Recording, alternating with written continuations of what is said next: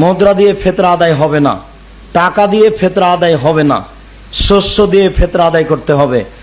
সারা দুনিয়ার মানুষ যদি টাকা দিয়ে ফিতরা আদায় করে, সারা দুনিয়ার মানুষই গুনাহগার। রাসূলুল্লাহ সাল্লাল্লাহু আলাইহি ওয়াসাল্লামের জামানায় দিনার এবং দিরহাম দুই প্রকার মুদ্রা চালু ছিল। একটি দিনও তিনি মুদ্রা দিয়ে ফিতরা দেননি। খাদ্যর কথাই হাদিসে আসছে, খাদ্যর টাকা দিলে হবে, এটা হাদিসে এইভাবে নেই। অনেক সময় খাদ্যতে উপকার বেশি। আপনি যদি সেমাই, চিনি, খাদ্য কিনে দেন, ও বেচতে পারবে না, আর যদি টাকা দেন ও খরচ করে পারবে, বাচ্চাদের সেমাই কিনে দেবে না, এরকম হতে পারে।